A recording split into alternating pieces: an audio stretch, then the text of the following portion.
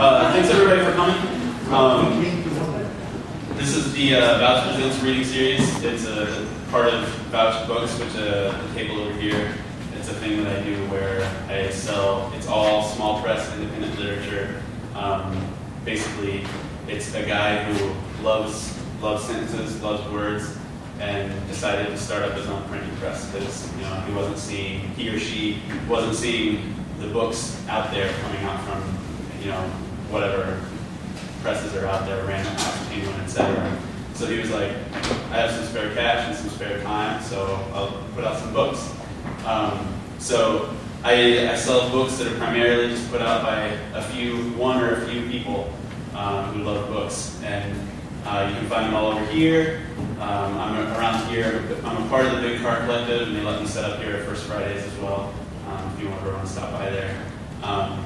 Speaking of, thanks to Big Car, as always, for providing the space. This is the gallery. They're a pretty incredible organization. They do a lot with arts around the city. They're doing a new thing called the Service Center over on the east side, where they're actually rehabbing an old, it's like a Napa or old Firestone Service Center. Yeah. Like rehabbing it as a way to kind of reinvigorate the neighborhood. And there's some really amazing stuff that they have planned going there.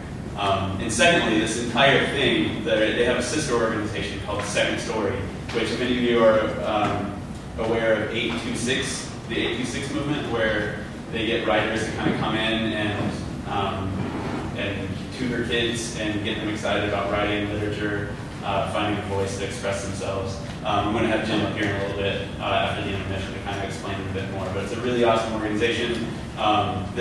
The Vouched Presents reading series actually is it's just going to be a fundraiser for that. So, anything that you donate to Second Story tonight, I'm actually from the Vouched table. Any book that gets bought tonight, I'm donating $1 to Second Story. Secondly, my birthday is next week. And I'm doing a big giveaway thing. So if you buy a book tonight, there's a jar over there that says birthday giveaway. You can, if you buy a book, put your name in that jar and include your email so I can get a hold of you. And on my birthday next week, I'm going to announce, I'll probably have my cat choose a piece of paper on the and that person gets 5 books of their choosing from the Vouched table.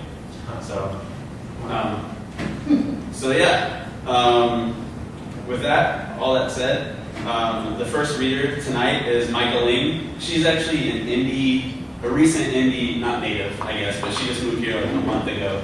And I went to her housewarming party where her husband Nate is an awesome chef and made bacon flavored cotton candy. So that was interesting. I met Micah briefly at AWP, which is a huge writers and publishers conference in Denver. And I didn't really, I said hi to her at the conference, and then I was actually on the plane ride home with Micah and Nate, but I didn't really know them, so I didn't actually say hello, because it would have been awkward as hell. I would have been, hey, for many of you guys So anyway, she's going to come up, read some poems from her books, and yeah.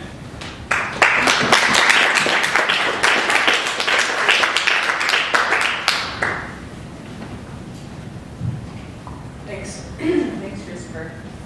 I can't believe my introduction was my husband's bacon flavored I'm vegan, so I don't even.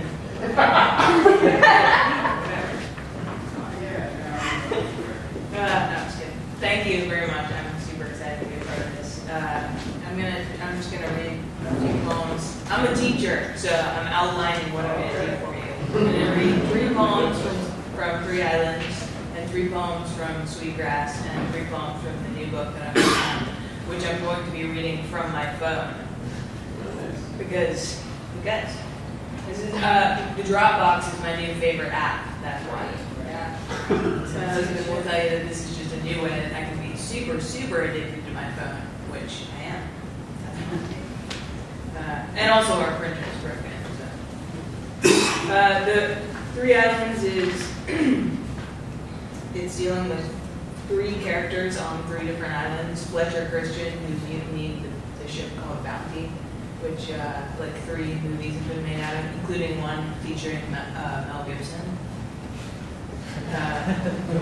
And then Robert Stroud, the Birdman of Alcatraz, and Amelia Earhart. Is it okay? Can you hear me? So I'm going to read 3 poems from the Birdman of Alcatraz section. It's kind of confusing when I jump around, and I start, like, the voices in my head start really coming in, so I just choose one at a time. So, 3 poems from the Birdman of Alcatraz. This first one is before he committed his crimes and before he was in jail. Montana Bar, Juneau, Alaska. If you're born to the right king, then you are a king. Some bar fly coughs, but I get to thinking he's right. And I look around like a crow, wondering which of these bums is a king. Born a king with little kings running amok.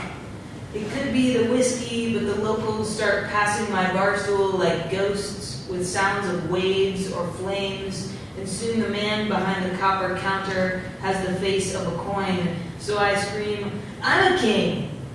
No one flinches except the silver braid on the stool beside me. She smiles and nods like I'm right or just mad.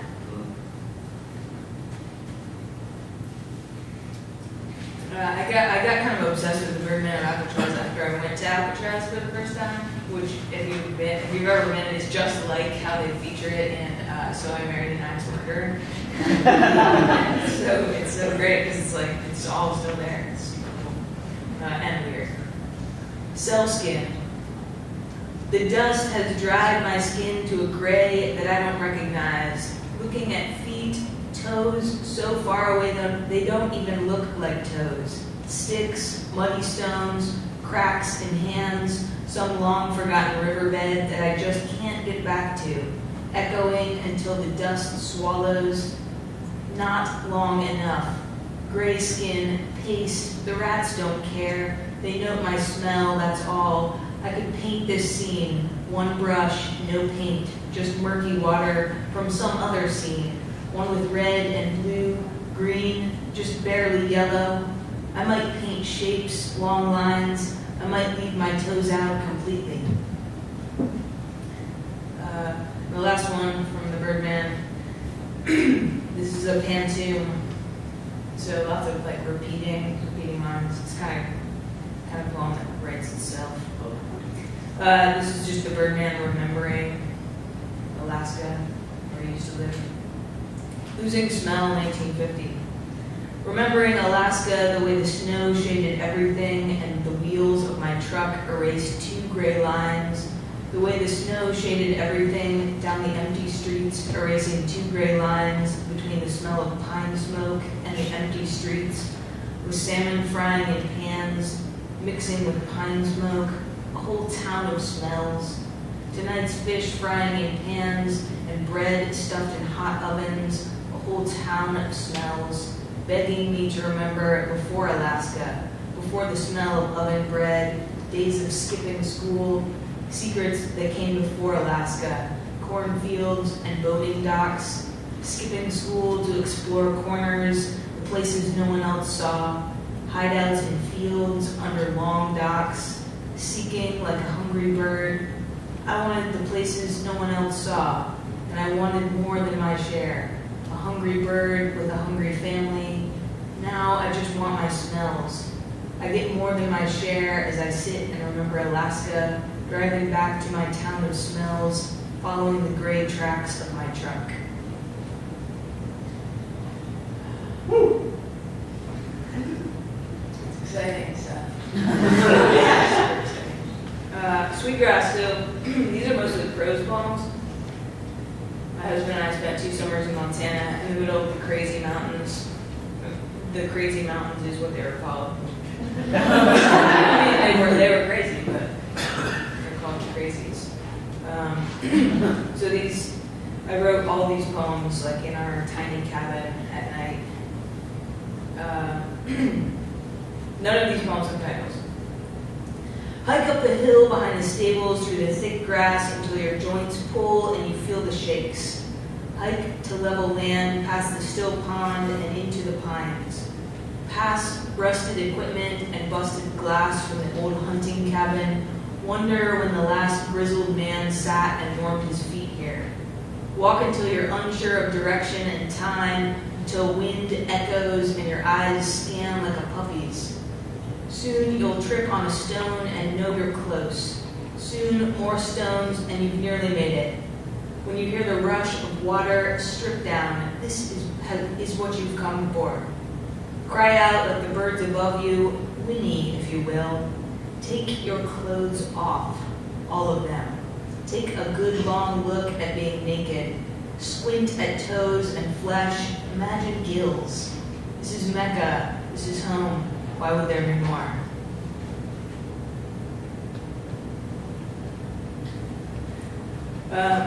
One part of being in Montana is dealing with fire season, and it's kind of like hurricane season on the coast. It's like everyone talks about it.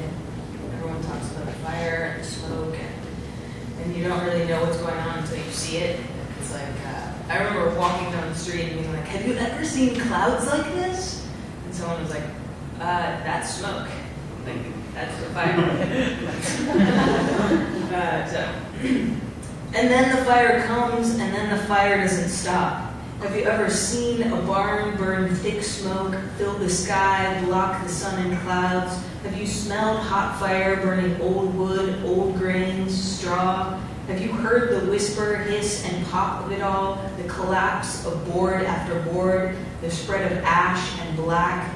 Have you heard the crowd chanting something, anything, alleluia or death, in sync, in anger, in passion?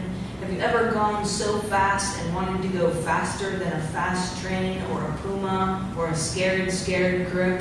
Have you wished you could fly and dive, almost hit the water hard, almost fall? Have you seen the glimpse of something good in the sick, dry heat of drought? Have you grabbed a stranger's hand just to feel the rough skin of someone sadder than yourself? Have you walked wide-eyed through the new moon night, darker than an empty closet? Will you tell me God is great? Will you chant happy things? Will you root for the fire this time?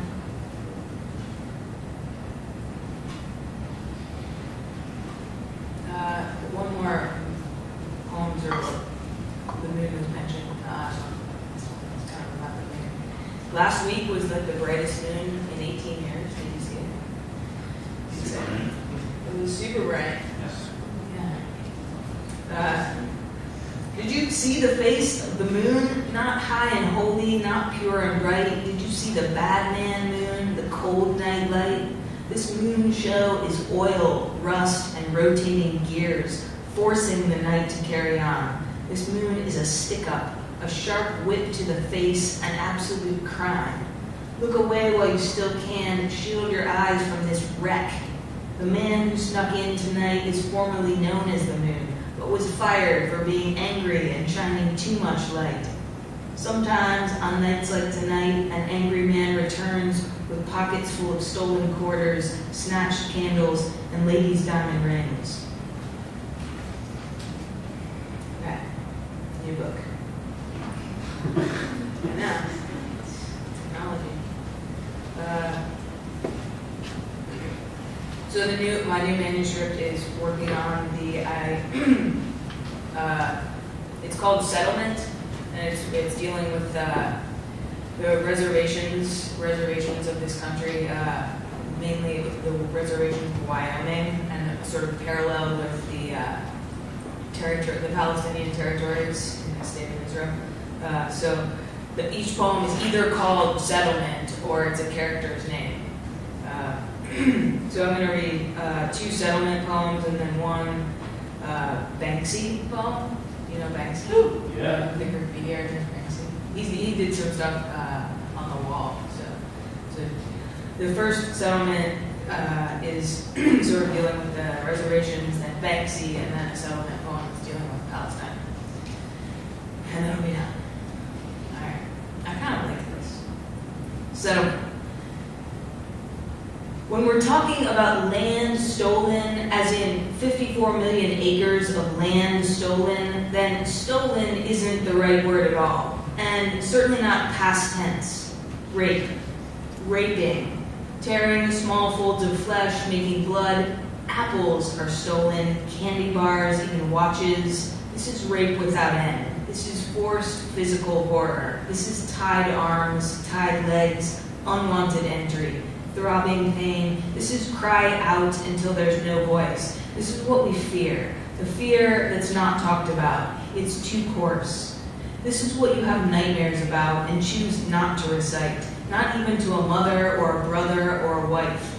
This is rape from both ends, from all sides, in every private part. And if there's something worse than rape, watching your tiny child raped, the only thing you truly love, this is that too.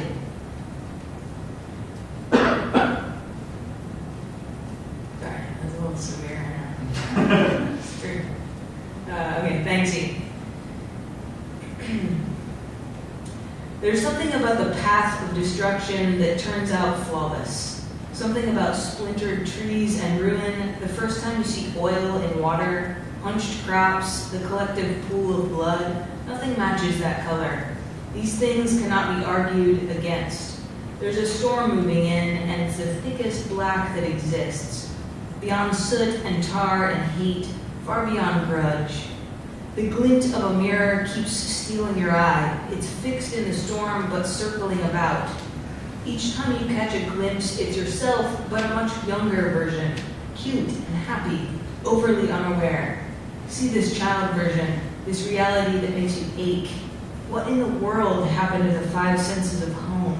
Broken bread, wine, table, hands, and the faith that tomorrow will come, and somehow it will bring bright colors, red and green, black and white.